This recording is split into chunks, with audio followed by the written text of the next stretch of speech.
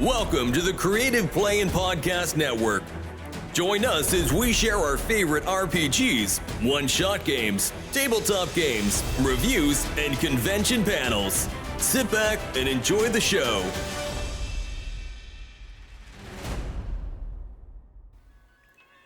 Hi, this is Kelly, aka Trixie from Ragnarok and Roll, assigned to Ragnarok Story, and Tilda Wimblewick from D&D Journey of the 5th Edition.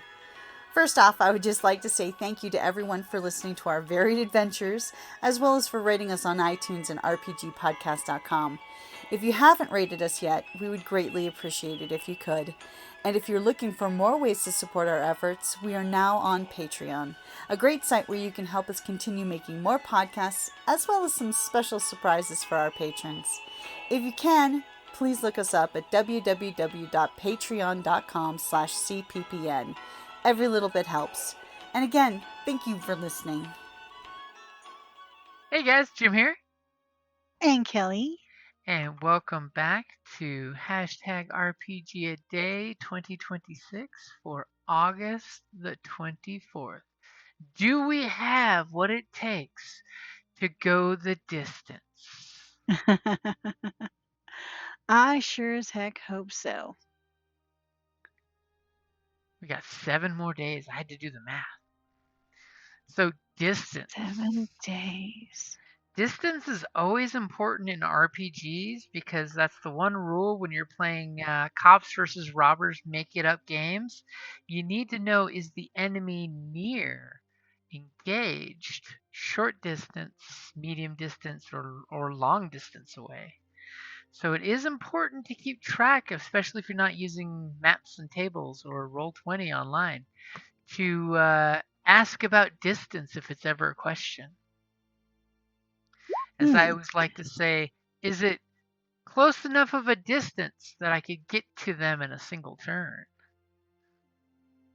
That's true, with or without dashing kind of thing. Mm-hmm. Because nobody wants to waste their attack to dash and just get up there so you can get punched in the face.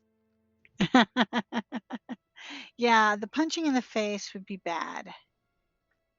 So many of my metagamers like to wait till the bad guy takes the action and then runs up into its face to punch it because it used its attack. Well, that's just good tactics. But that was earlier this month. Well, with the distance, and if you're, because distance is important, you need to know how far and stuff. You know me, I'm a huge fan of accessories. They do make distance measuring tools that you can keep in your gaming kit and stuff to help you gauge. And they have really cool ones that also do the different shapes, cones and area effects for measuring those on, mostly the 1x1 typical scale and stuff.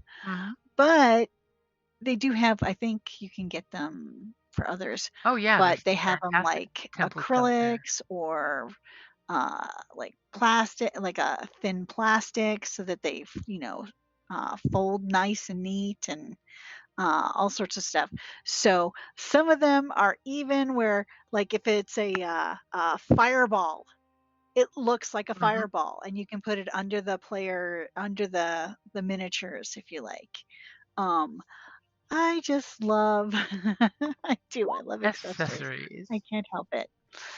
So I love making dice bags. I love, using different ones for different things and different tools for different characters. It's a hoot. I very much enjoy. So, if you do want something to better gauge distance, they do make tools for that. Of course, you don't need them. I mean, it's, count the things. But if you like to just like spice it up a bit, there you go.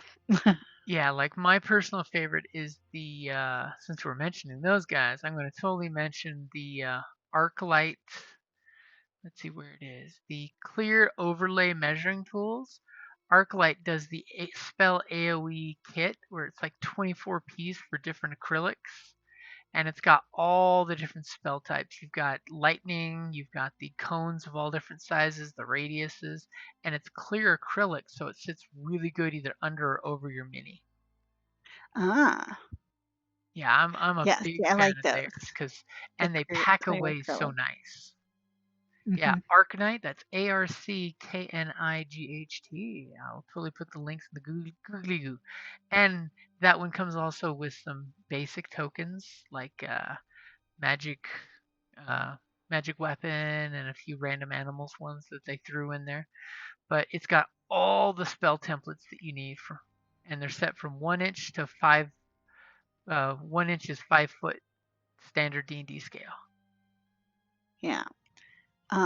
So distance, you can totally gauge your distance. And I'm a huge fan of, like you said, the measuring tape. I remember when I got into tabletop wargaming, so many people had the seamstress tape measures. You know, those really tiny keychain ones that Yeah, I people would have one. totally knock one out in a pinch to use. Like, hey, look, that's 30 feet right there, because their brain's already in the 1 inch is 5 feet. So, Yeah, and that's ironically enough, I do have one in my game bag. they come in super handy, just not for measuring stuff. You know, for non-gaming stuff. But Well, I if you also use that same bag for crafting, crafting, so and, there you go. and as a player, never be afraid to ask the GM a question about that, because in the GM's head, he could have the room dimensions down pat, but he never says it, or she never says it.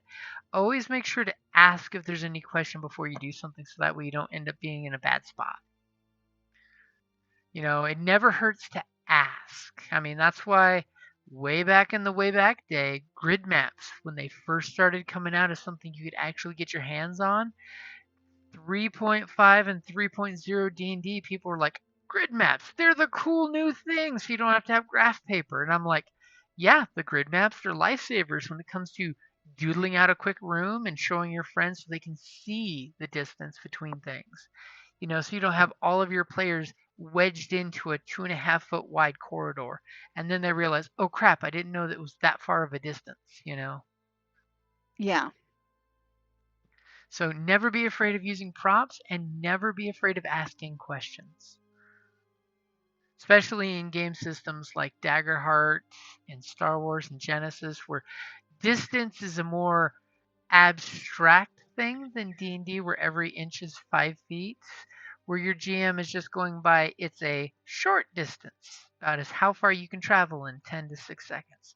If it's long distance, you have to do 2 moves, and you know, to get even a third of the way, 2/3 of the way there. So never be afraid to ask, because you know, some of the more liquidy systems, especially if you're doing like Power by the Apocalypse, where distance really isn't a mechanic, just ask, can I reach them in this scene? And because in settings like Dresden for Fate and Power by the Apocalypse, the scene you've set up, everything is technically within range if you rolled successfully. If you didn't, obviously it wasn't close enough, because the dice are answering that question, which is another thing I love about Power by the Apocalypse. The dice answer our question. So it's not that the player sucks. The dice say there's something in the environment that made the situation not pay out. Good point. Yep. So never be afraid to ask questions. That's always a very important thing as a player. And, you know, how quickly can I retreat from this distance?